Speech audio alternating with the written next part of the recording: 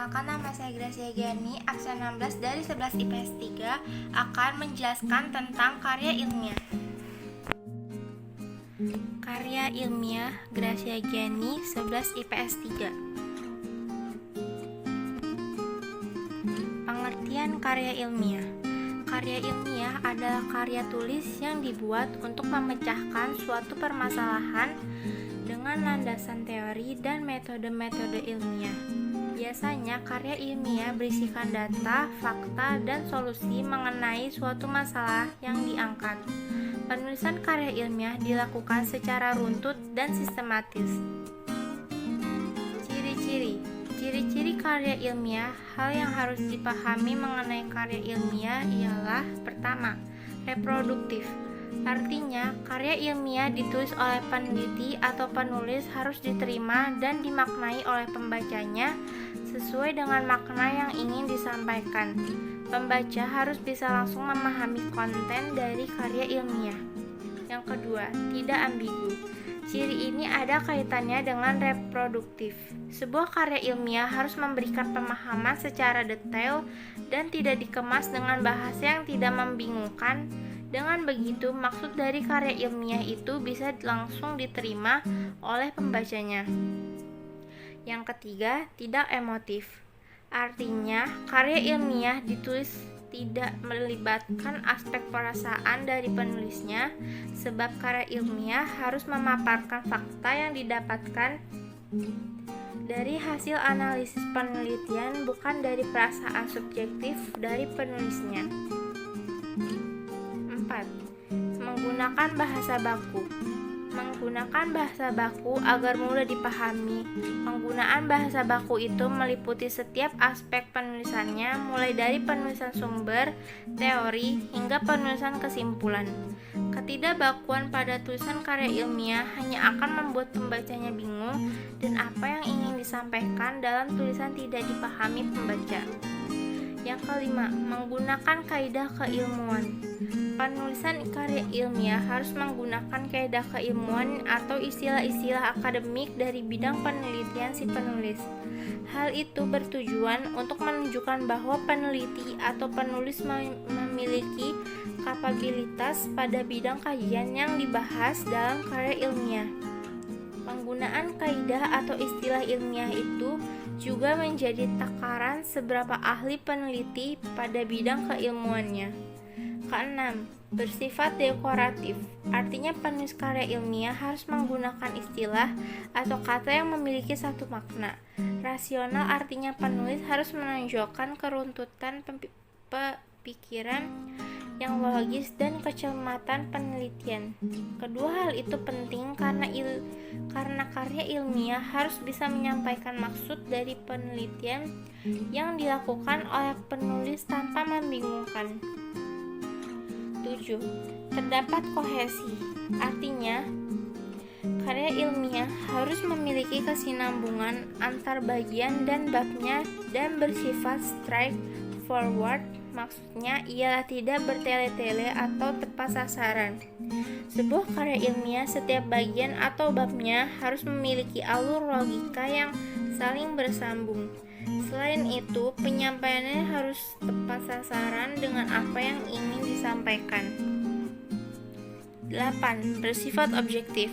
Karya ilmiah harus bersifat objektif. Hal ini sangat penting karena karya ilmiah tidak dibuat berdasarkan perasaan penulisnya. Karya ilmiah harus menunjukkan fakta-fakta dan data-data dari hasil penanalisisnya. Jadi, tidak memiliki kecondongan subjektivitas. 9. Menggunakan kalimat efektif. Dan penulisnya karya ilmiah harus menggunakan kalimat efektif. Ciri-ciri berkaitan dengan semua ciri sebelumnya. Tujuan penggunaan kalimat dalam karya ilmiah agar pembaca tidak dipusingkan dengan penggunaan kalimat yang berputar-putar. Penggunaan kalimat seperti itu hanya akan membuat pembaca bingung. Tujuan karya ilmiah. Yang pertama, sebagai wahana untuk melatih ide tersurat atau hasil penelitian dalam bentuk karya ilmiah yang sistematis dan metodologis. Yang kedua, makalah ilmiah telah ditulis diharapkan menjadi wahana transformasi pengetahuan antara sekolah dan masyarakat. Yang ketiga, foster etos ilmiah di kalangan mahasiswa sehingga tidak hanya konsumen pengetahuan, tetapi juga mampu menjadi produsen berpikir dan menulis di bidang ilmu pengetahuan. Keempat, membuktikan pengetahuan dan potensi ilmiah yang dimiliki oleh siswa dalam menghadapi dan memecahkan masalah dalam bentuk karya ilmiah yang bersangkutan setelah mendapat pengetahuan. Yang kelima, melatih keterampilan dasar untuk melakukan penelitian. Selanjutnya itu manfaat. Yang pertama, melatih untuk mengembangkan keterampilan membaca yang efektif, melatih untuk menggabung hasil bacaan dari berbagai sumber, mengenalkan dengan kegiatan kepustakaan, meningkatkan pengorganisasi fakta atau data secara jelas dan sistematis, memperoleh kepuasan intelektual, memperluas cakrawala ilmu pengetahuan, dan terakhir, sebagai bahan acuan atau penelitian pendahuluan untuk penelitian selanjutnya. Lalu, bentuk-bentuk. Dalam karya ilmiah dikenal antara lain berbentuk makalah, report, or laporan ilmiah yang dibukukan dan buku ilmiah. Yang pertama, karya ilmiah berbentuk makalah. Makalah pada umumnya disusun untuk penulisan di dalam publikasi ilmiah, misalnya jurnal ilmu pengetahuan, proceeding untuk seminar buletin atau majalah untuk pengetahuan dan sebagainya. Maka ciri pokok makalah adalah singkat, hanya pokok-pokok saja tanpa daftar isi. Yang kedua, karya ilmiah berbentuk report atau laporan ilmiah yang dibukukan.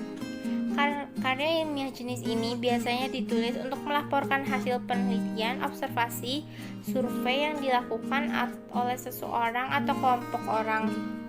Laporan ilmiah yang menjadi persyaratan akademis di perguruan tinggi biasanya disebut skripsi, yang biasanya dijadikan persyaratan untuk karya ilmiah jenjang sarjana 1, tesis untuk jenjang sarjana 2, dan disertasi untuk jenjang sarjana 3. 3. Buku ilmiah. Buku ilmiah adalah karya ilmiah yang tersusun dan tercetak dalam bentuk buku oleh sebuah penerbit buku, umumnya untuk dijual secara komersial di pasaran. Buku ilmiah dapat berisi pelajaran khusus sampai ilmu pengetahuan umum yang lain. Selanjutnya ada macam-macam. Yang pertama yaitu skripsi, merupakan karya tulis ilmiah mahasiswa untuk melengkapi syarat mendapatkan gelar sarjana 1. Skripsi ditulis berdasarkan pendapat teori orang lain. Pendapat tersebut didukung dengan data dan fakta empiris objektif, baik berdasarkan penelitian langsung, observasi di laboratorium maupun studi kepustakaan. Skripsi menuntut kecermatan metodologis hingga mengarasi ke arah sumbang material berupa penemuan baru. Selanjutnya itu tesis, merupakan jenis karya tulis dari hasil studi sistematis atas masalah. Tesis mengandung metode pengumpulan, analisis pengolahan data, dan menyajikan kesimpulan serta mengajukan rekomendasi. Tesis harus nampak, yaitu dengan menunjukkan pemikiran yang bebas dan kritis.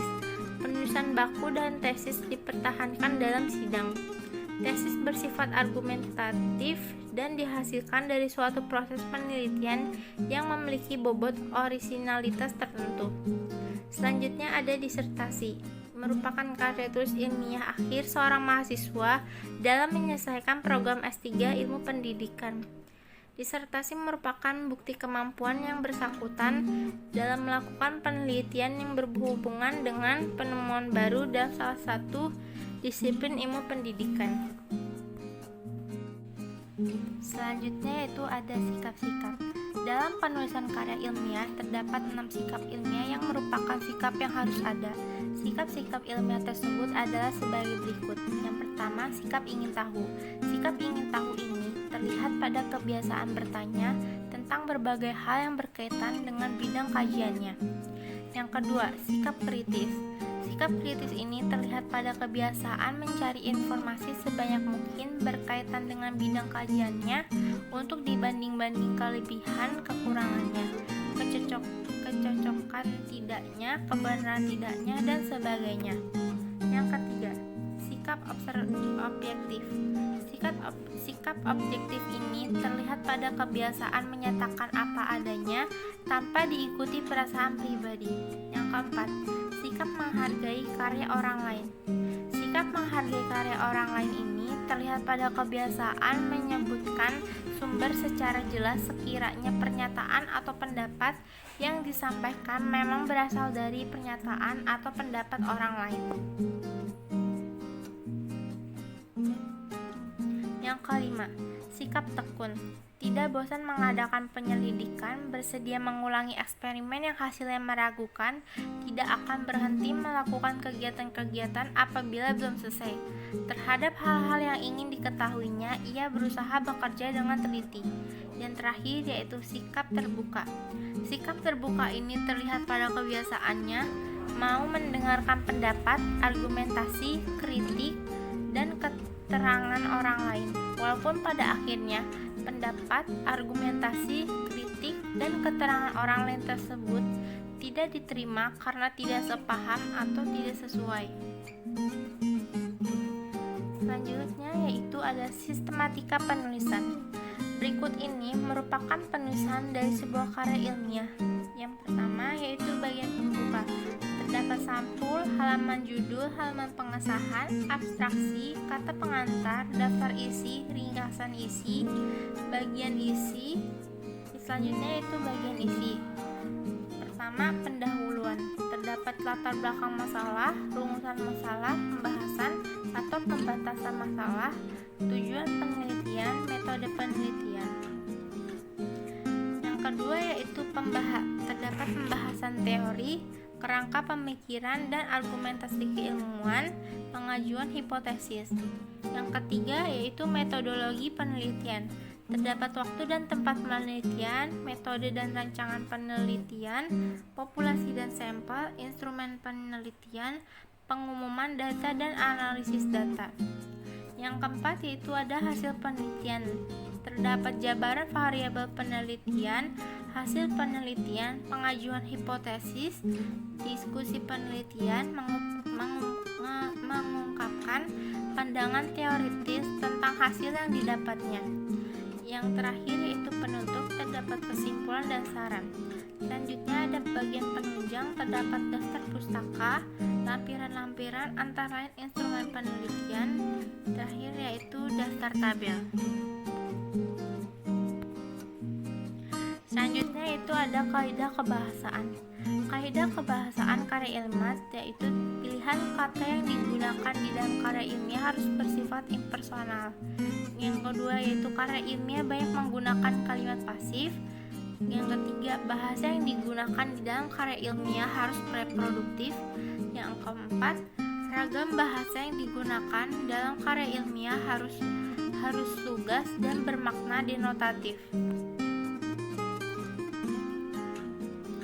Selanjutnya yaitu ada contoh dari karya ilmiah. Ini merupakan gambaran dari cover, yaitu karya tulis ilmiah Hutan Kotaku disusun oleh Gracia Geni Arswati, SMA Negeri 71 Jakarta. Di halaman kedua terdapat kata pengantar yang biasanya berisi kata-kata atau ucapan puji syukur. Puji syukur, contohnya yaitu puji syukur kami panjatkan kehadirat Tuhan Yang Maha Esa karena atas berkat dan rahmat-Nya kami masih diberikan kesehatan hingga dapat menyelesaikan karya tulis dengan tema bangunan gedungku andal tepat pada waktunya. Karya tulis tersebut berjudul Hutan Kotaku, dibuat sebagai kampanye edukasi penataan bangunan dan lingkungan pada Satuan Kerja Penataan Bangunan Sekitar Lingkungan Profesi Kepulauan Riau. Karya tulis ini dibuat dengan tujuan agar dapat menciptakan sebuah bangunan yang ramah lingkungan. Penyelesaian karya tulis ini juga bersumber dari beberapa referensi seperti internet, yaitu dari Google, dan dari pengetahuan yang dimiliki seputar hal ini. Kami menyadari sepenuhnya bahwa karya tulis ini masih jauh dari yang diharapkan.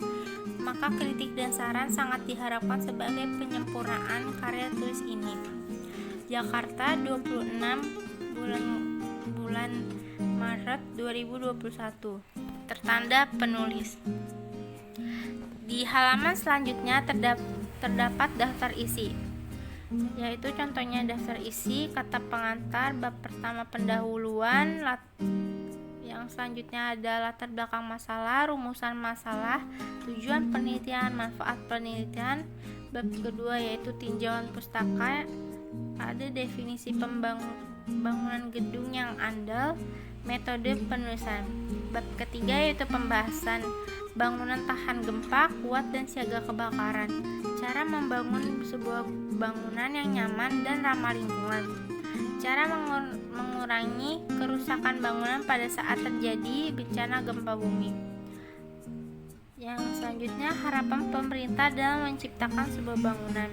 Yang terakhir, cara mencegah terjadinya abrasi di kota Riau. Bab keempat, penutup, yaitu terdapat kesimpulan dan saran. Di halaman selanjutnya yaitu ada bab pertama pendahuluan. 1.1 Latar belakang masalah. Suatu bangunan yang dapat dikatakan sebagai bangunan yang andal adalah jika bangunan tersebut memiliki 3 kriteria sekaligus, yaitu lahan gempa, kuat, dan siaga kebakaran. Tapi untuk saat ini masih banyak bangunan yang tidak memenuhi ketiga kriteria tersebut. Banyak bangunan yang dibangun dengan memiliki keindahan dan kekokohan yang memerlukan banyak biaya. Namun bangunan-bangunan tersebut pada akhirnya menjadi kerugian bagi pemerintahan sekaligus berdampak negatif bagi masyarakat sekitar. Terutama pemilihan lahan oleh pemerintah untuk membangun tidak memperhatikan lingkungan sekitar. Banyak lahan yang dibakar terlebih dahulu sebelum proses pembangunan. Proses pembakaran tersebut membawa dampak negatif terhadap lingkungan serta masyarakat yang ada di sekitar lahan tersebut. Di Provinsi Riau, terutama di Pulau Batam, bisa dilihat bagaimana kemajuan Pulau Batam saat ini. Banyak pembangunan gedung-gedung berbintang oleh para investor yang menanamkan investasi. Sayangnya, pembangunan tersebut menghilangkan banyak hutan dan bukit di Pulau Batam. Hilangnya hutan dan ratanya bukit membawa banyak dampak negatif terhadap para penduduk sekitar. Halaman selanjutnya itu dampak dari adanya bangunan tersebut, yaitu menurunnya kualitas dan kuantitas air di Pulau Batam, meningkatkan pencemaran udara, kurangnya daerah resapan air, meminimaliskan habitat hewan, tercemarnya tanah dikarenakan kekeringan. Berdasarkan gambar di atas yang merupakan salah satu contoh gedung yang ada di Pulau Batam, yang keseluruhan material bangunan banyak menggunakan kaca. Kaca yang terlalu banyak digunakan, proses pembangunan akan menyebabkan istilah yang kita ketahui, yaitu efek rumah kaca. Karena kaca tersebut terpapar langsung dengan cahaya matahari, efek rumah kaca merupakan salah satu pengaruh terhadap global warming atau pemanasan global. Selanjutnya 1.2 Rumusan masalah.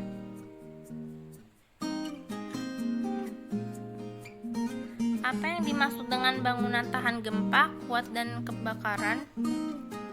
Bagaimana cara membangun sebuah bangunan yang nyaman dan ramah lingkungan? Bagaimana cara mengurangi kerusakan bangunan pada saat terjadi bencana, termasuk gempa bumi?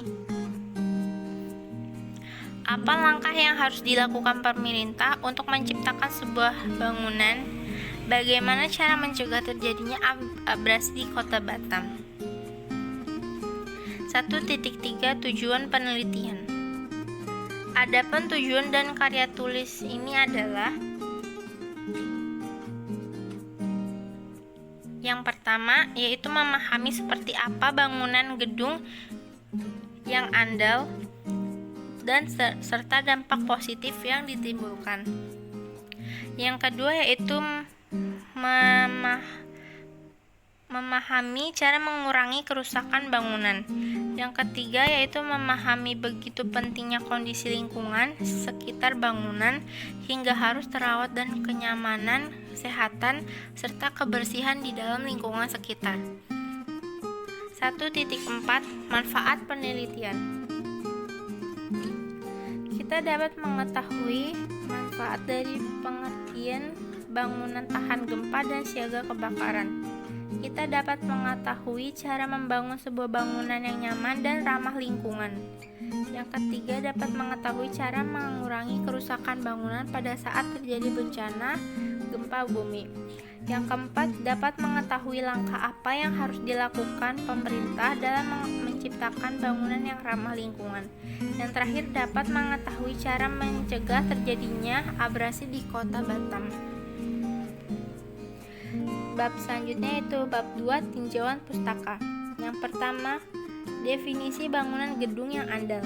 Bangunan gedung yang andal adalah suatu bangunan yang dinyatakan banyak bangunan apabila telah dilakukan pengkajian teknis terhadap pemenuhan seluruh persyaratan teknis pembangunan gedung. Salah satu persyaratan teknis yang harus dipenuhi yaitu persyaratan keandalan bangunan gedung yang meliputi aspek keselamatan, kesehatan, kenyamanan, dan kemudahan. 2.2 Metode penulisan.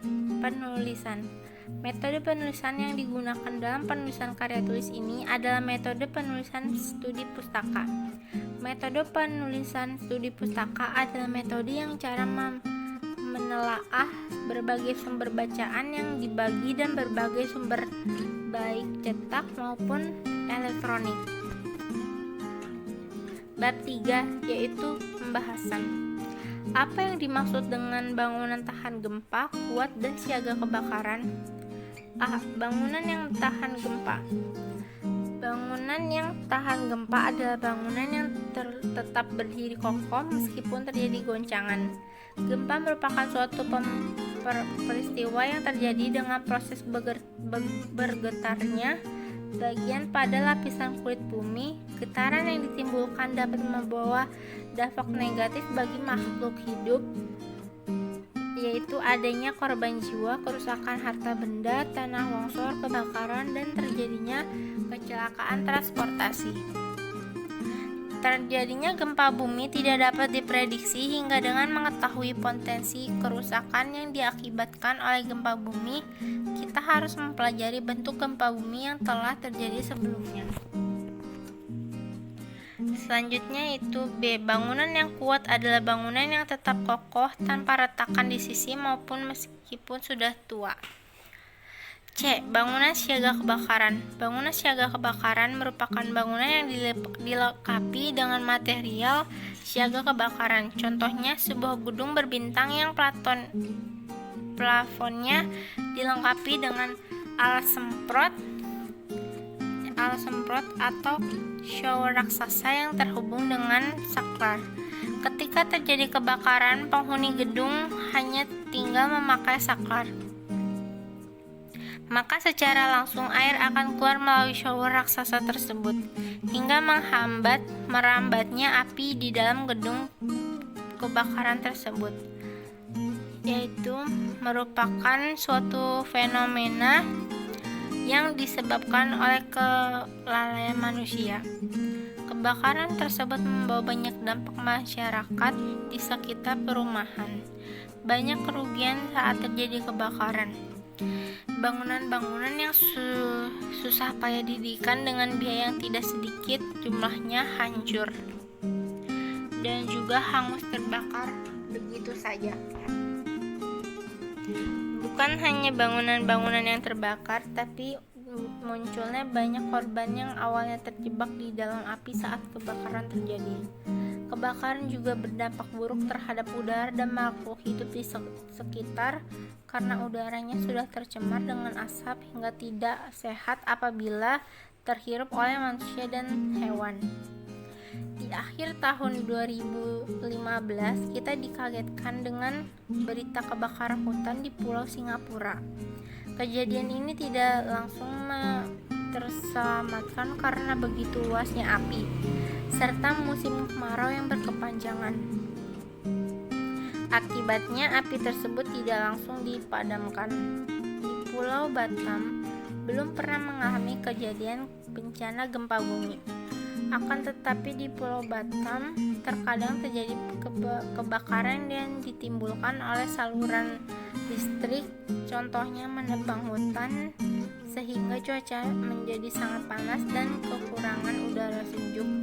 Banyaknya manusia yang kurang menyadari betapa pentingnya membuang puntung rokok yang belum benar-benar padam di sembarang tempat.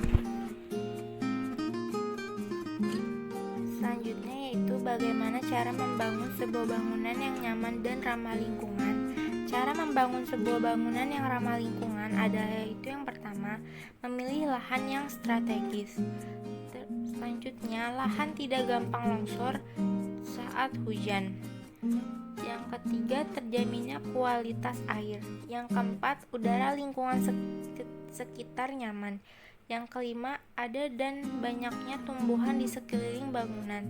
Yang keenam, penggunaan sumber daya alam yang teratur. Yang terakhir yaitu bersih dan terhindar dari tumpukan sampah. Lalu, bagaimana cara mengurangi kerusakan bangunan pada saat terjadi bencana termasuk gempa bumi? Terjadinya gempa bumi tidak dapat diprediksi hingga dapat mengetahui potensi kerusakan yang diakibatkan oleh gempa bumi. Kita harus mempelajari bentuk gempa bumi yang telah terjadi sebelumnya. Gempa merupakan suatu peristiwa yang terjadi dengan proses bergetarnya bagian pada lapisan kulit bumi. Getaran yang ditimbulkan dapat membawa dampak negatif bagi makhluk hidup, yaitu adanya korban jiwa, kerusakan harta benda, tanah longsor, kebakaran, dan terjadinya kecelakaan transportasi. Maka dalam proses pembangunan, pemerintah harus memprediksi terlebih dahulu lahan yang akan dibangun strategis untuk pembangunan yang tidak mudah longsor. Dalam proses pembangunan, setiap sudut pondasi harus dilengkapi dengan paku bumi. Namun, dalam pembangunan sebuah gedung di Pulau Batam tidak sama seperti di pulau lainnya. Masih berada di kawasan Indonesia. Mengapa demikian? Karena Pulau Batam, jika dilihat secara geografis, berada pada suatu kawasan yang dikelilingi oleh pulau. Dengan demikian, kita bisa mengetahui bahwa Pulau Batam bukanlah kawasan yang rawan gempa. Tetapi dalam beberapa tahun yang lalu, Pulau Batam pernah merasakan getaran gempa susulan yang terjadi di kawasan Sumatera. Maupun demikian, beruntungnya Pulau Batam tidak mengalami dampak negatif yang terlalu berlebihan. Tidak seperti di Sumatera, banyak bangunan yang roboh serta hancur akibat gempa. Bencana yang sering terjadi di Pulau Batam dan masih menjadi suatu permasalahan yang masih belum dituntaskan sampai saat ini yaitu abrasi. Mengapa abrasi sering terjadi di Pulau Batam? Karena seperti penjelasan di atas tadi, bahwa Pulau Batam dikelilingi oleh pantai dan lautan. Maka dari itu, harusnya bangunan yang dibangun di Pulau Batam harus diperhatikan bahkan aspek-aspek dari lingkungan. Dalam pencarian atau pemilihan lahan, terdapat hal yang perlu diperhatikan serta dipertimbangkan. Contohnya, lahan tersebut harus diperhatikan letak geologisnya. Artinya, lahan tersebut harus disesuaikan dengan bangunan tersebut cocok untuk dibangun di daerah tersebut. Dalam perencanaan pembangunan sebuah gedung juga harus memperhatikan konservasi air. Semakin tinggi bangunan yang dibangun, maka semakin dalam galian fondasi bangunan tersebut. Semakin dalamnya galian tersebut, maka semakin rusaknya tanah serta saluran air yang harusnya diserap oleh akar pohon-pohon terhambat dan air akan tercemar di Pulau Batam. semua sumber air yang akan diserap oleh tanah akan kembali lagi ke laut. Jika tanah mengalami kerusakan, maka kualitas serta kuantitas air akan turun. Dalam pembangunan harus memperhatikan efisiensi dan konservasi energi, yang artinya dalam tahap pembangunan sebuah gedung harus mempertimbangkan aspek menghemat penggunaan energi serta menghemat penggunaan sumber daya alam. Jika sebuah gedung ingin menghemat penggunaan perlengkapan lampu, maka solusi yang paling tepat yaitu dalam proses pembangunan tidak seluruhnya menggunakan dinding berwarna gelap serta tertutup, agar cahaya mudah masuk ke dalam ruangan serta dapat menghemat energi listrik. Kualitas udara dalam sebuah bangunan merupakan salah satu aspek terpenting, karena penghuni akan merasa nyaman ketika berada dalam suatu ruangan yang memiliki kapasitas udara yang maksimal. Cara bagaimana menjaga kapasitas dan kualitas udara yang baik adalah menciptakan taman pada lahan kosong di setiap bangunan. Lalu, manajemen lingkungan bangunan adalah masyarakat yang berada di sekitar bangunan. Mereka juga harus ikut menjaga tanaman lingkungan sekitar bangunan seperti pada awal bangunan tersebut didirikan. Bahkan masyarakat wajib ikut serta melestarikan lingkungan tersebut. Dan pemerintah membuat peraturan dan sanksi jika ada salah satu dan masyarakat yang sengaja merusak alam sekitar. Selanjutnya, apakah langkah yang harus dilakukan pemerintah dalam menciptakan sebuah bangunan yang andal?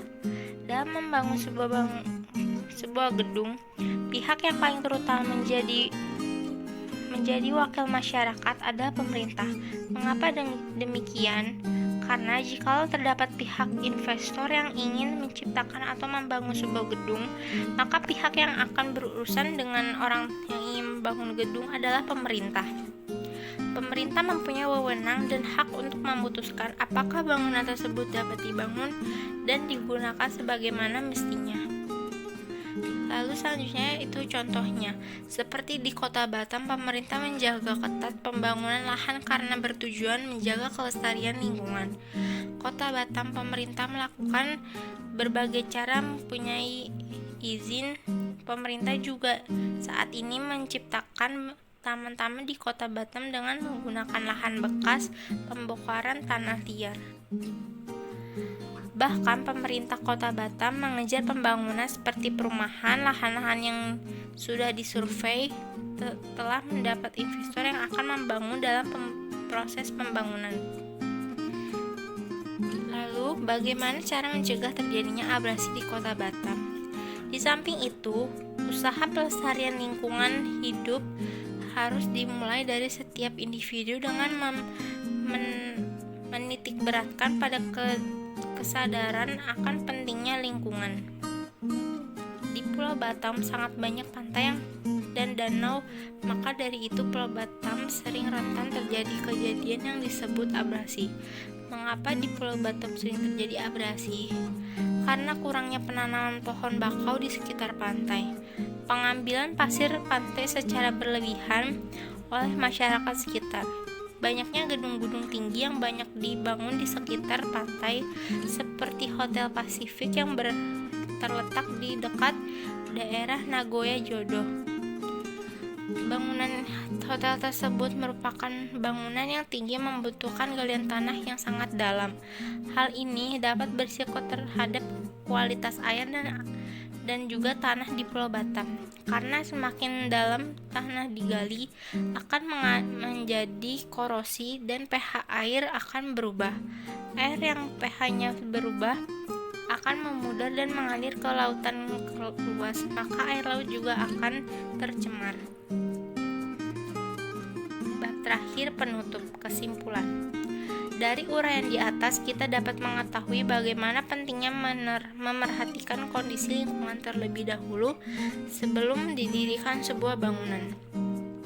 Selanjutnya itu saran, waspadalah bencana alam, salah satunya gempa bumi, karena kita tidak dapat mengetahui kapan gempa bumi itu datang dan dapat merugikan jiwa dan harta kita.